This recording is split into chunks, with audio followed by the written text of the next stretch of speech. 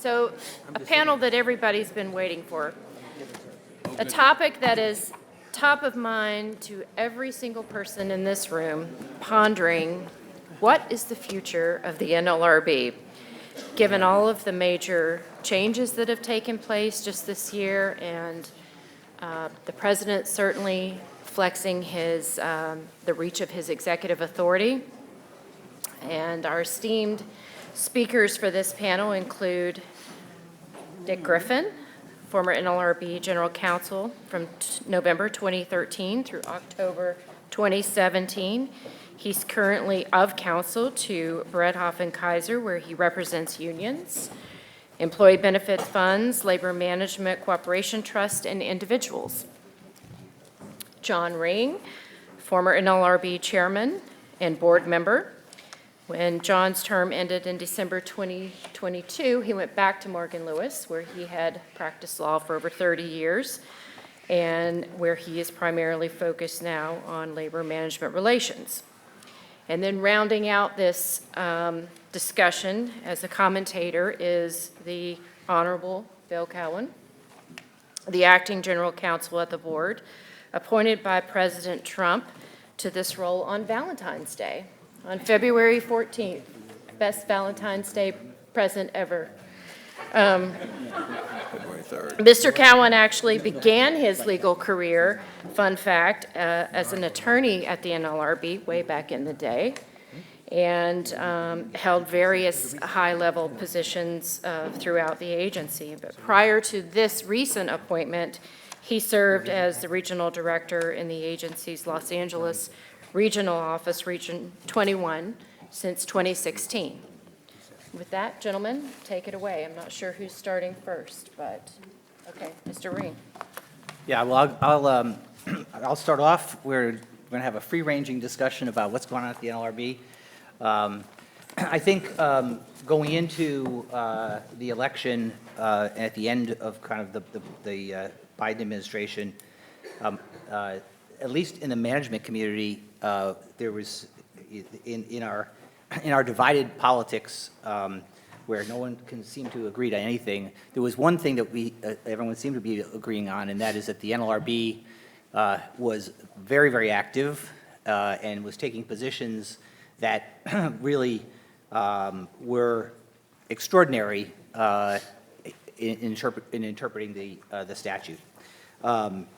Some would say the NLRB had gone off the rails, but I'll just say that's what some people say. The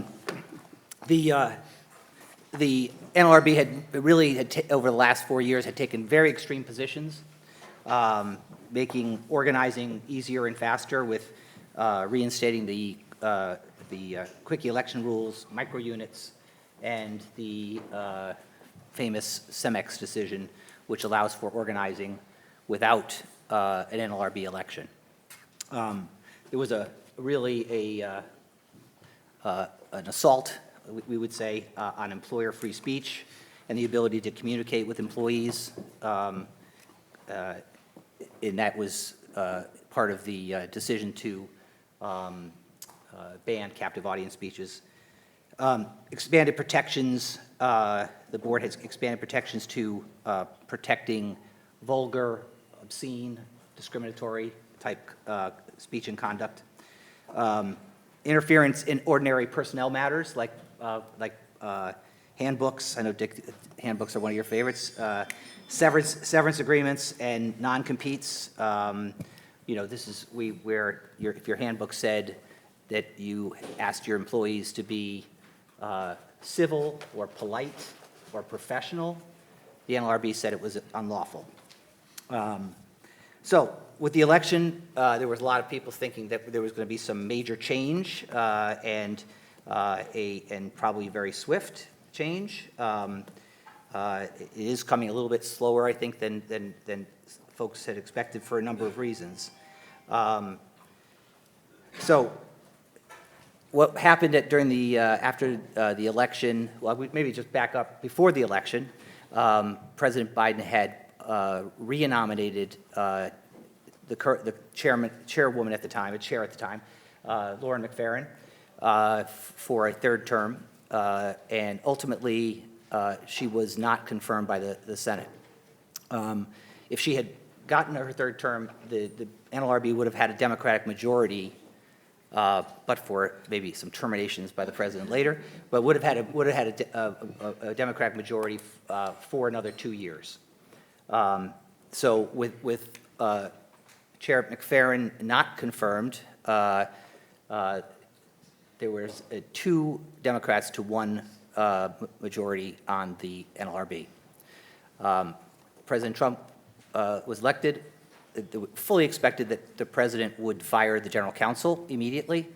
President Biden had done that to the prior general counsel, and so it was expected that it was a new norm that we would see.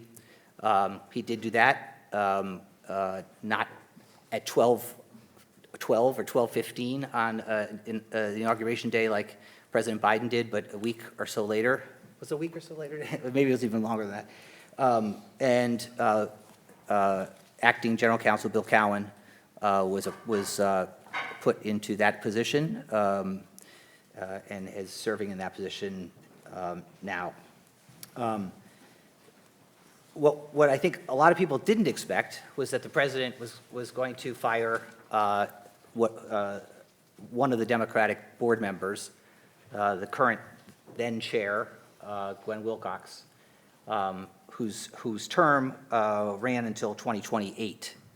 The president terminated her, and the board is now without a quorum, which means it cannot issue decisions when there's just 2 members of the board. Talking a little bit about kind of the Gwen Wilcox termination, I don't think this is a act that's directed in any way to labor or labor policy. This is, I think, the president exercising or testing his executive power under the Constitution to terminate officers, executive officers who carry out his policies. And this is for those, I'm not a constitutional scholar, but as a labor lawyer, we're becoming more and more of that. There is a kind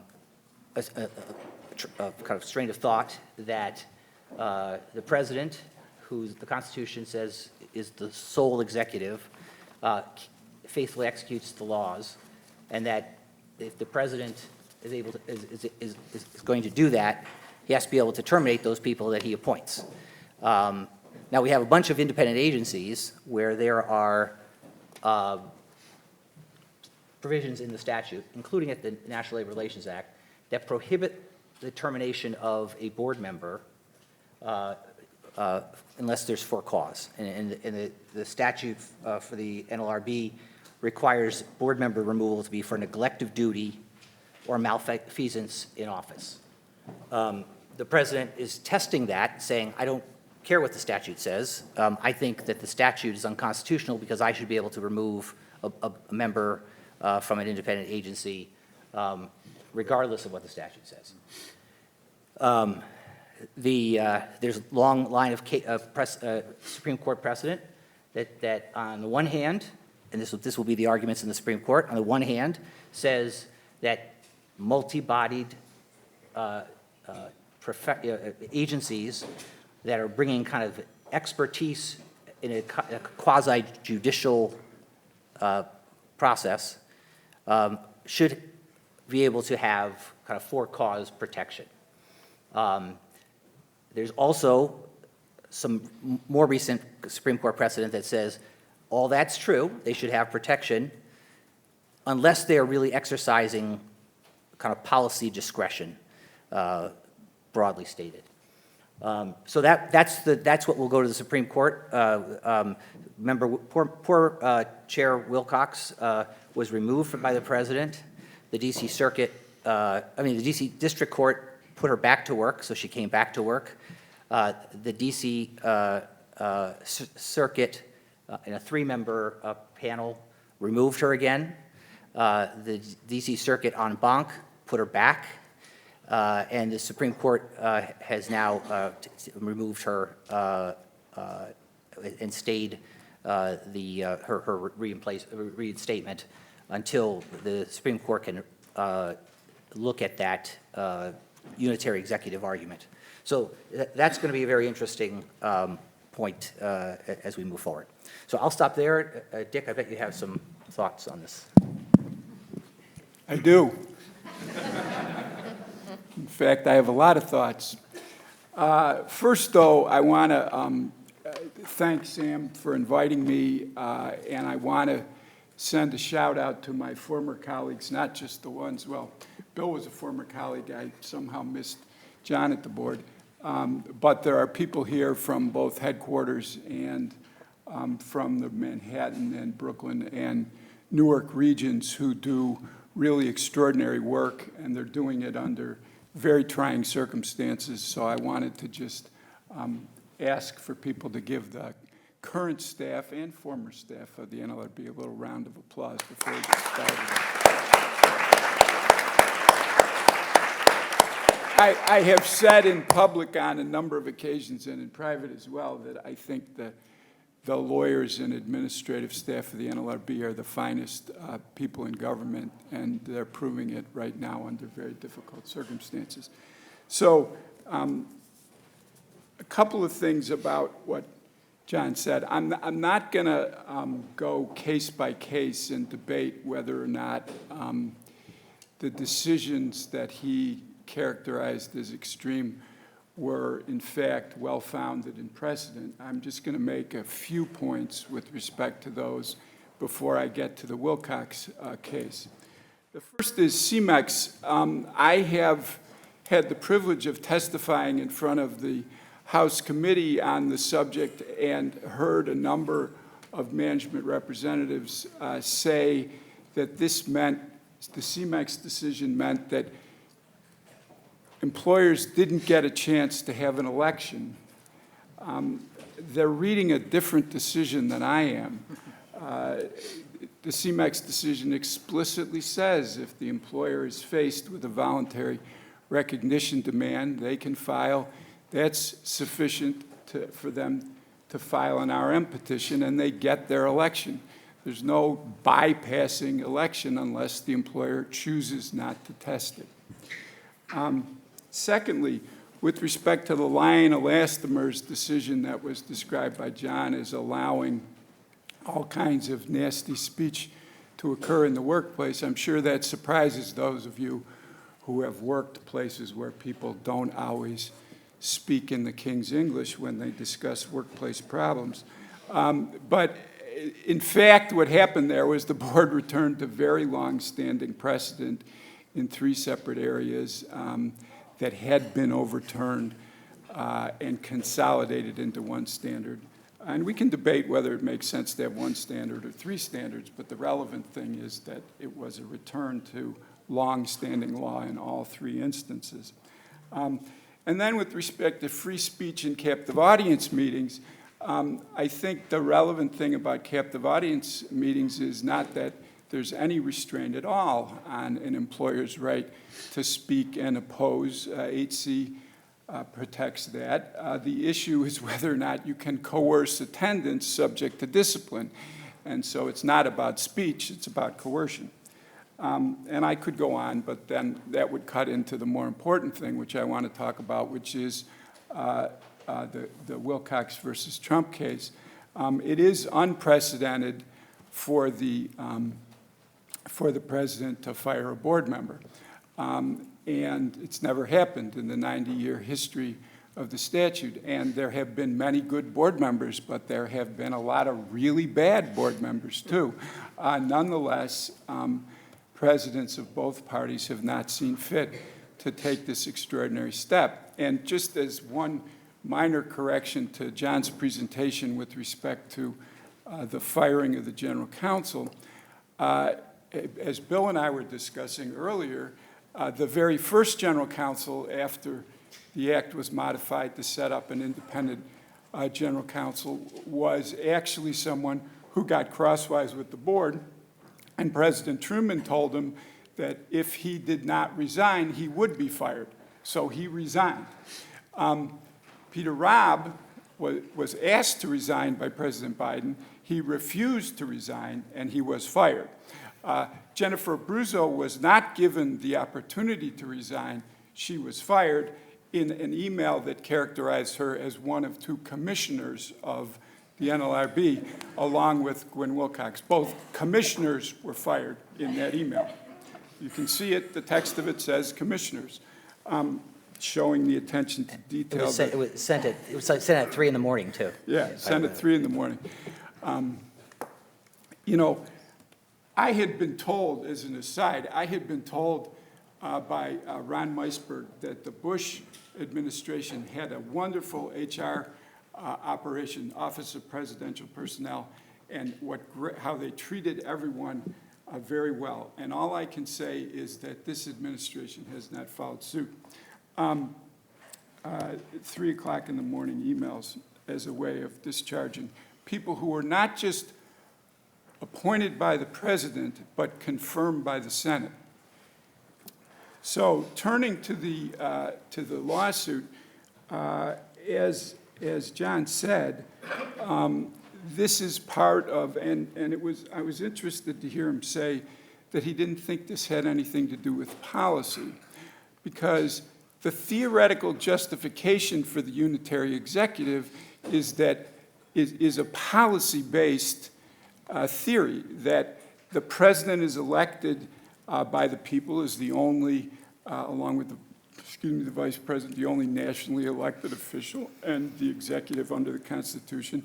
And therefore, the president, in order to fulfill the executive function to make sure that the laws are faithfully executed, needs to have his or her policies followed in a way that requires the ability to act arbitrarily, capriciously, unilaterally in discharging people.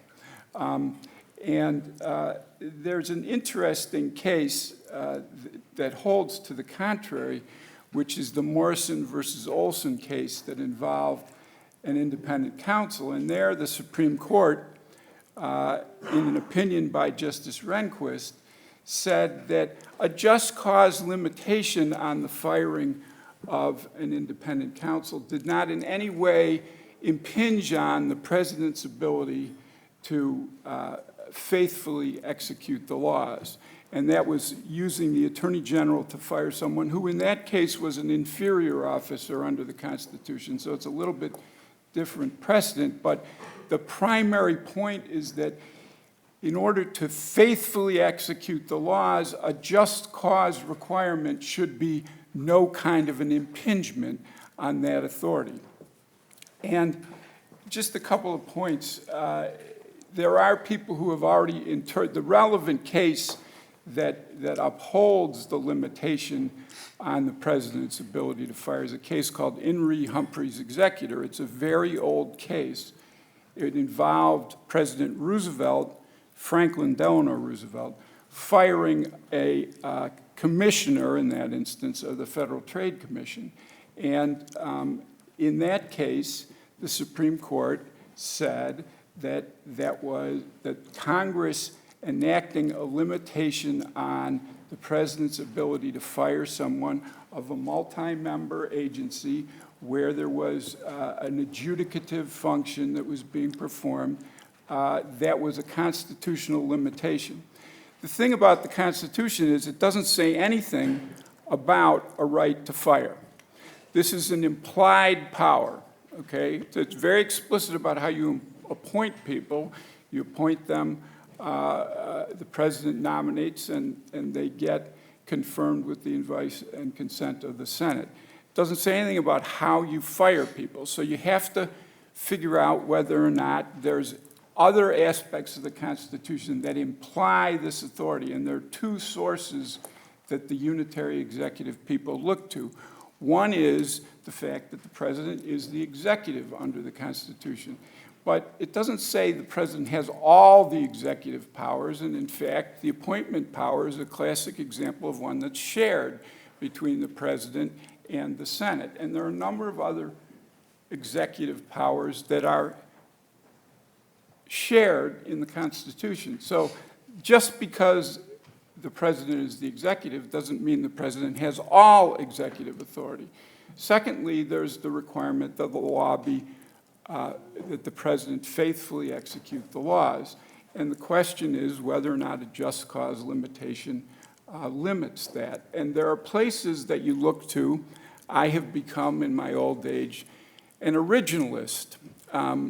Those of you who are law professors and students of interpretation of these issues know that originalists are people who look at the original understanding that the founders had and try and divine from that how you should interpret the Constitution. And I have to confess that in this instance, I'm representing and have filed a couple of amicus briefs on behalf of an originalist scholar, historian who used to teach at Harvard Law School, now teaches at BU Law School, Jed Sugarman. And his position is that the originalist position is not accurate, that has been adopted in SELA law and these other cases that involve single-member entities, where the court has said that the president has to be able to fire these people. His view, and we've expressed it in these amicus briefs, is that in fact Humphrey's executor is a correct understanding, because at the time that the founders drafted the Constitution, there were a number of positions in the federal government that were not, in the executive branch, that were not subject to removal by the president. One of those relatively shortly adopted after the Constitution. There was a sinking fund that was put in place to pay off debts of the government, and there were a number of officers appointed to that, run that sinking fund, who the president explicitly could not remove. So there's a lot. I would commend you a number of articles on this subject, but there is a real issue about whether or not the president has this authority. The case has been briefed on the merits in the D.C. Circuit. It's been argued. We'll await a decision. Undoubtedly, it will end up in the Supreme Court, and we hope that a really good board member, an extraordinary individual who's the first black woman to serve as chair of the agency, will have justice rendered on her behalf. And I'll stop there and ask for, turn it over to Bill.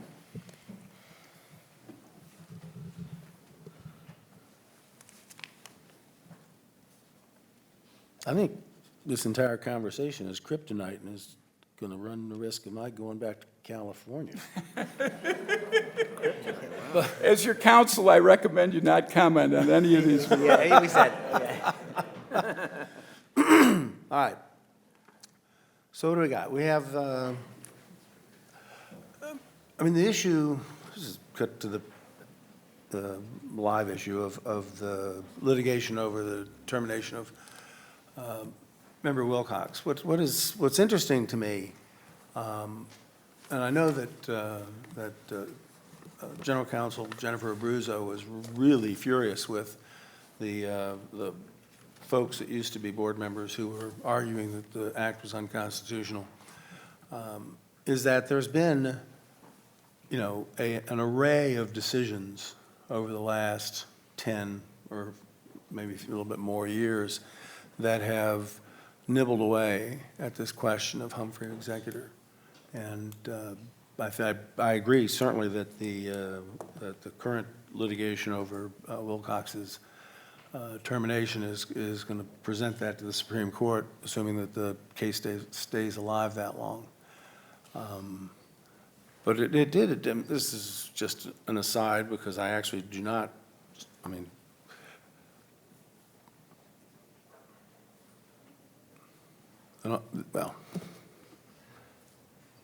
one of the things I noticed about Humphrey's executor is it talks about the FTC, and it talks about an agency that doesn't execute any serious executive power, and that it's multi-member, and it's, I believe it says statutorily balanced. It's like none of those things are true about the board. I'm not even sure that that there's an agency of any description that exists that meets the definition of Humphrey's executor, because of the serious executive power that virtually all federal agencies execute. But the other thing that's interesting is that the board is itself balanced, not by the statute, but by the tradition. Much of what the NLRB does by tradition, structurally. I mean, obviously, the law is the law that it enforces, but it's an interesting twist, at least for me, this idea that, for example, we had a tradition that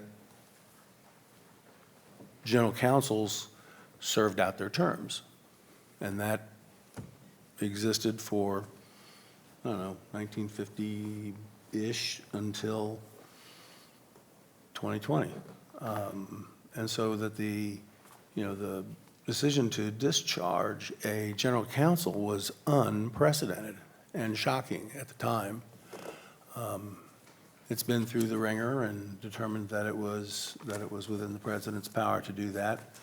But that was a serious deviation from a relatively well-established tradition. And that one of the things that I have seen over my career with the agency, both inside and outside, is that there's been this erosion of traditions. And I'm not sure it's to the better.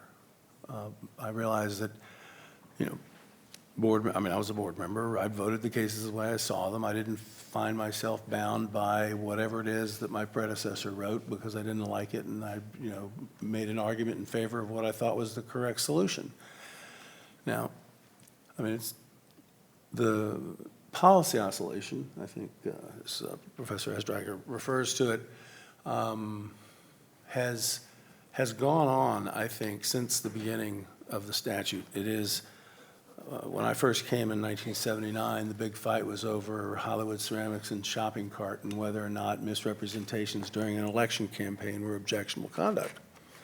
And that went back and forth for a number of years, and then it settled on about 6 or 7 years later on that it's not objectionable, except for it is sometimes now still. But that was the path of the policy oscillation, is that there was a principle, somebody disagreed with it, they switched it back, it flipped and flopped, and then it stopped.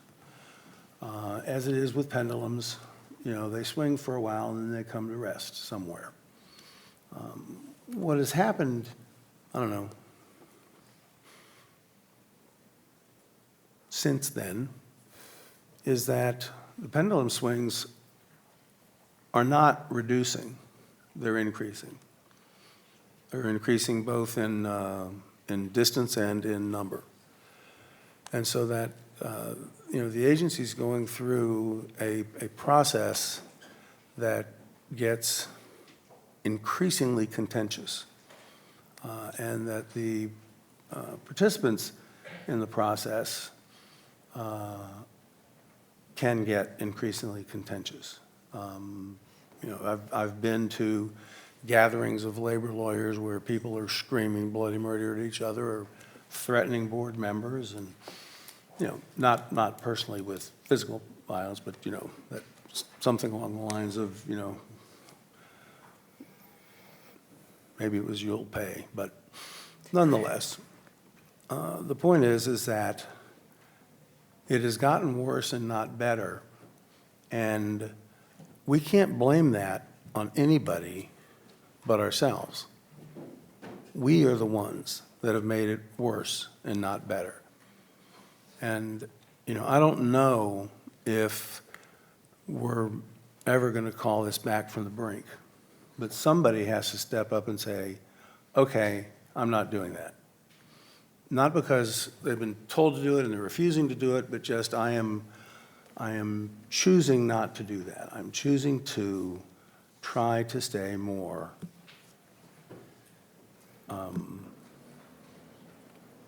with, I guess it was, just stay or try to re-adhere to some of the traditions that have been the hallmark of this agency.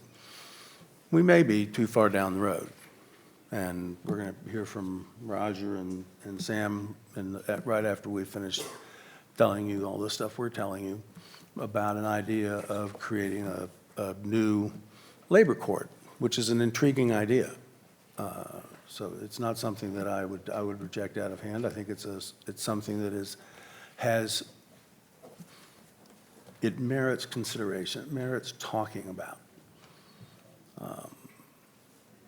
But I don't like the idea of my presiding over the end of the agency that I've spent my life both serving, practicing before, and then serving again. I don't want that to be my legacy. He was the last general counsel, and he was acting. I don't know that that's where it's going. We've got a candidate who is highly qualified, Crystal Carey. I know her from interaction with her in the ABA. I think she would make an excellent general counsel. There are a significant number of people who feel otherwise, and so it remains to be seen. But eventually we will get a slate of nominees for the board and for the general counsel, and we'll go through the process in the Senate committee and the Senate floor, and it'll all wash out. But it does put our people, the staff of the NLRB, the people that have spent their lives inside that agency, and are worried about it being ripped apart at the seams. I see things at a different level than they do, and I see hope in all this. I see a way through this. I don't think the agency actually is being targeted, because I think I saw on live TV what happens to an agency that is being targeted. So I think the administration has treated us well. I think the budget that they have provided for us is adequate for us to do our jobs. It's not an increase. It's not even what we've been spending, all along. But we all know that we can't keep spending the budgets we've been spending. Where are you going to cut? I don't know. How are you going to do it? I don't know. But I do know we can't do it forever.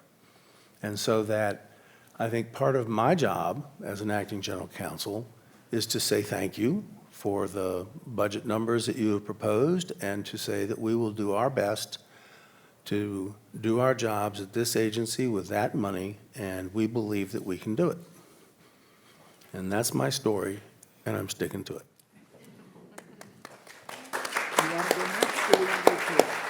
Well, I'll just say, and when we talk about Humphrey's executor, Dick, I agree with you, the undergirdings of that decision and maybe historical context in which it was decided. What's interesting is listening to Bill and having lived, this as well, you wonder whether or not we'd even be discussing this if the board had kind of stayed in its lane. And whether or not, because the board didn't stay in its lane, the Supreme Court is more likely to find that the president can remove a board member. When the board used to adjudicate cases based on the statute, and we've been there, so we get a lot of very run-of-the-mill cases. Employer clearly violated the law. And I think the statistics show that the board decides cases unanimously, or 80-some% of the time, 85% of the time.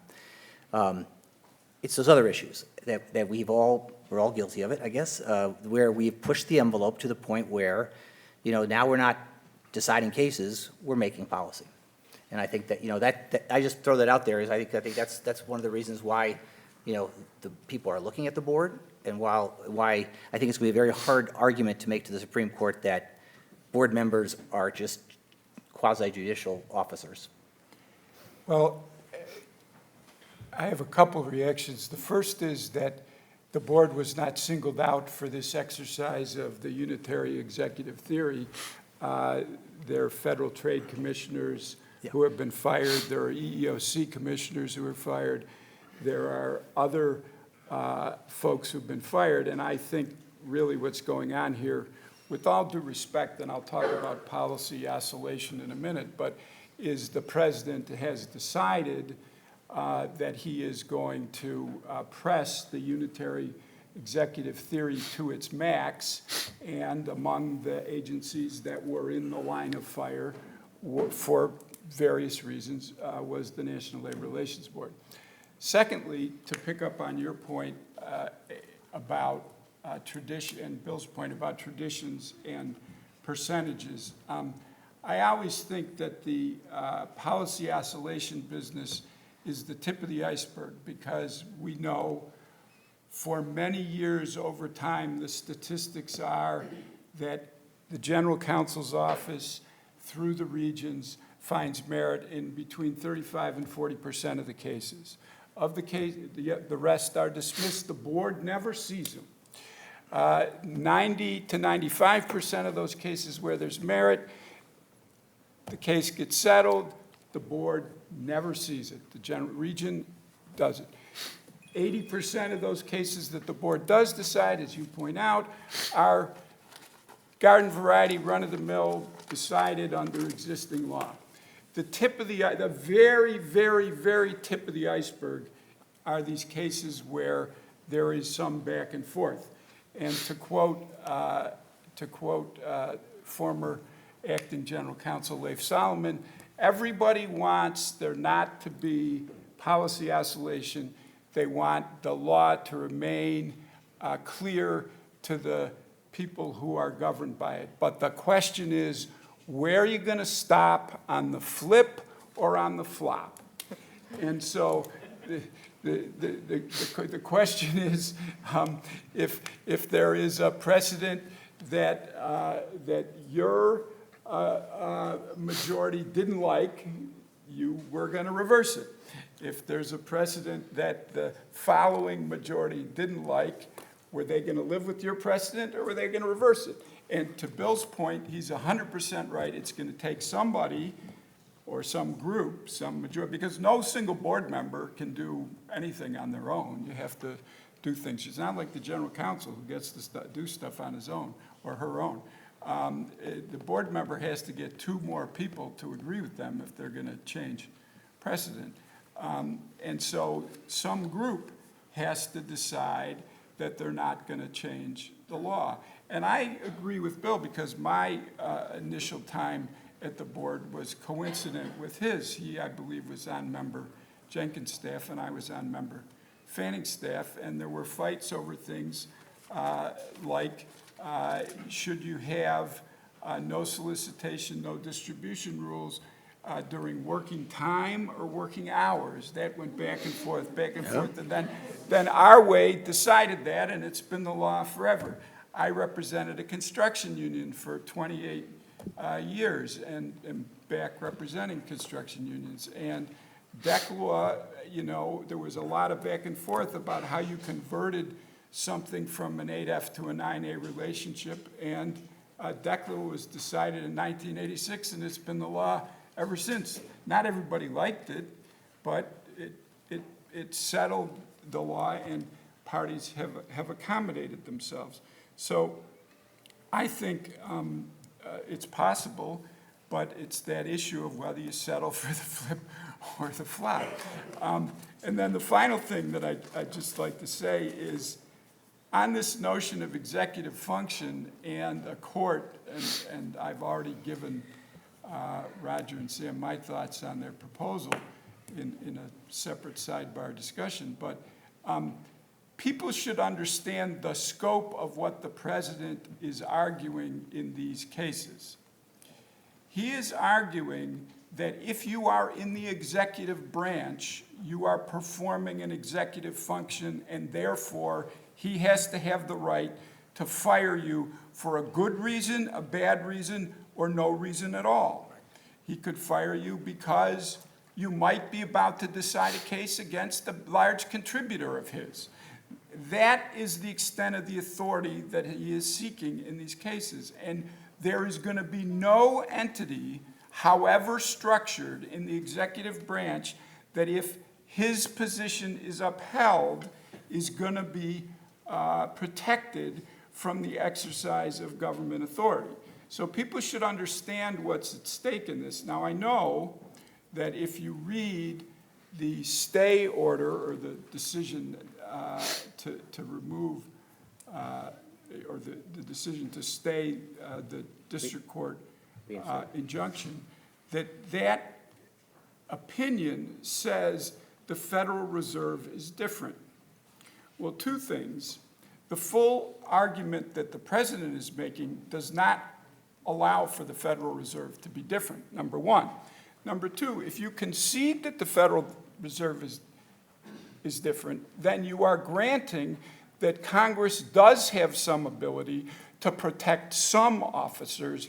And where is the line between the board for cause distinction and the Federal Reserve distinction? That was a line that could not be ascertained by Judge Howell in the district court. She questioned carefully the government's lawyer in the case, and the government's lawyer had no line to be drawn. So people should understand what's at stake in this case. It's not just the due process rights of people who come before an agency and want a decision that's based on the record and the merits in the labor context. It's that across the government writ large. Okay, thank you very much. Before I ask the audience for questions, I have a question of my own. You talked about sort of the traditions going by the wayside of the board, and I'm thinking about the internal policies and procedures, the oscillation of those.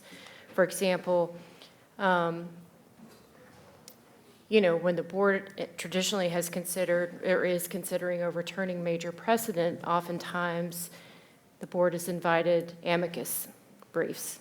I'm thinking about the CIMEX case as an example, where the solicitation of amicus briefs was not extended. So can you speak to that?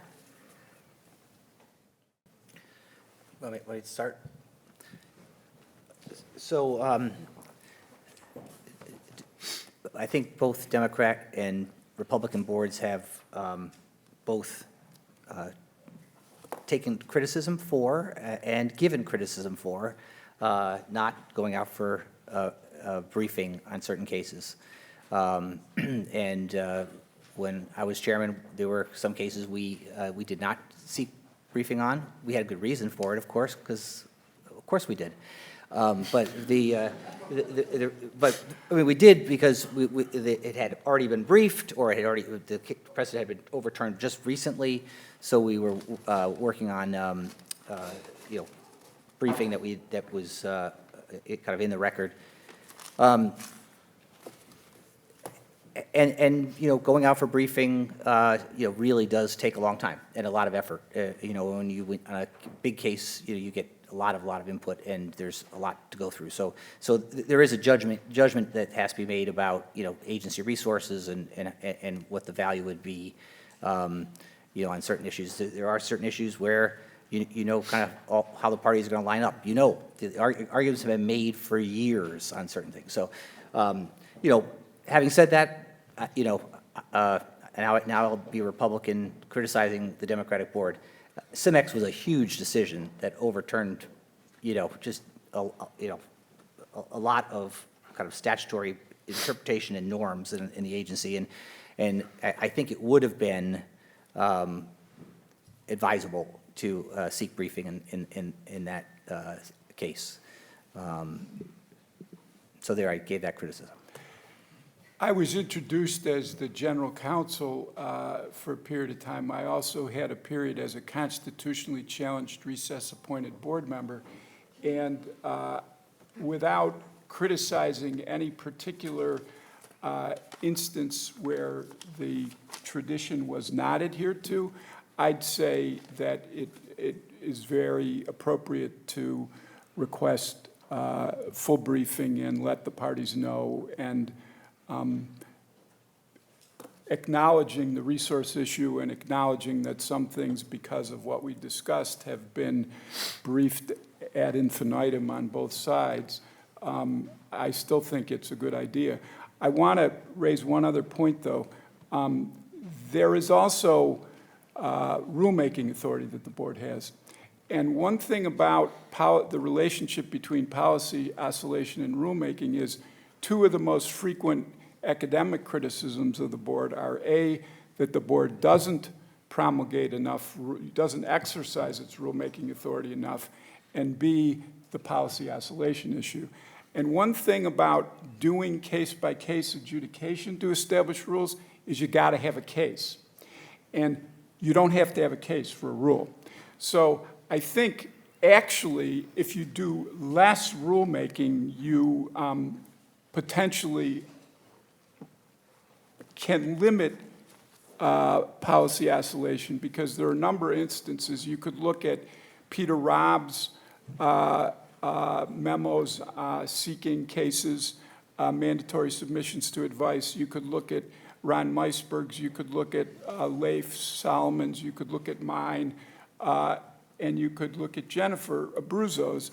And if you look at those lists, you'd see that many of the issues that the general counsel wanted to take up never got taken up and addressed.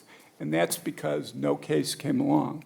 And so there's no similar restriction on rulemaking. If you decide, if you come in and you want to do something, you can promulgate a rule. It requires an enormous amount of effort.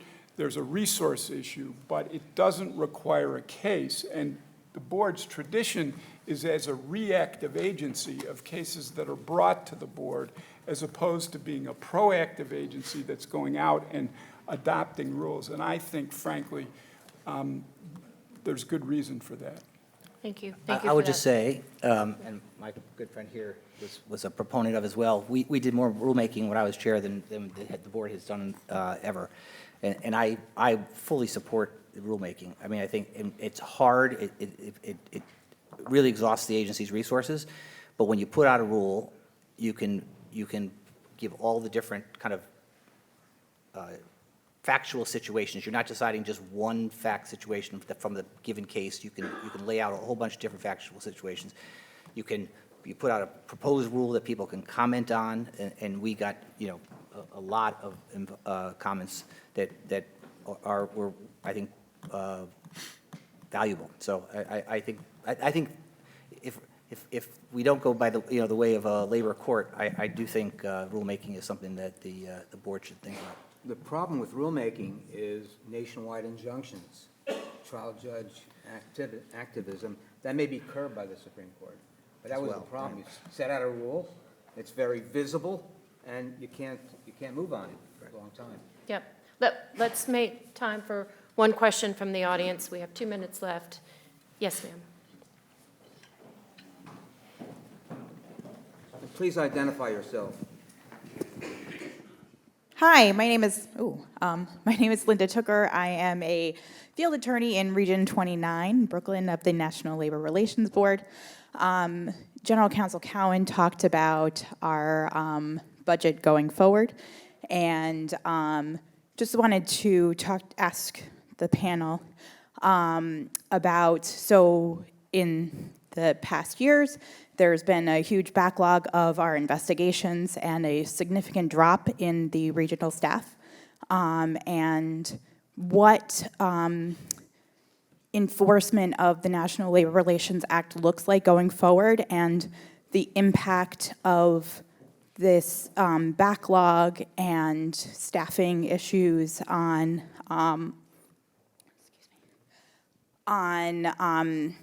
having a functional NLRB. justice delayed is justice denied, and my understanding is that there's certain regions that are operating with caseloads that are 5 times what they were, at least. But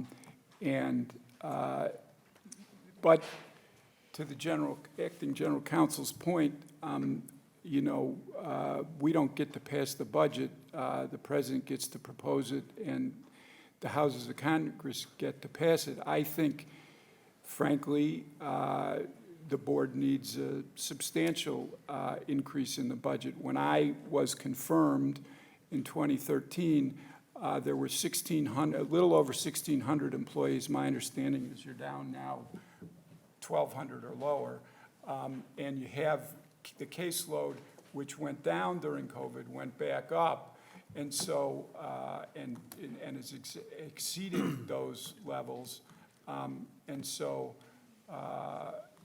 from my standpoint, the agency needs more money and more people. What's up? I'll just say, I think the current trend in Washington is probably people are going to have to do more with less, and so I think every agency is going to be challenged to do that. I would also say that if the agency kind of got out of the business of handbooks and severance agreements and non-competes and other things and focused on core statutory issues, we might not have some of those backlogs. Okay. Thank you very much. Thank you all for being so generous with your time. Thank you. That was really wonderful what you said. I haven't heard of it.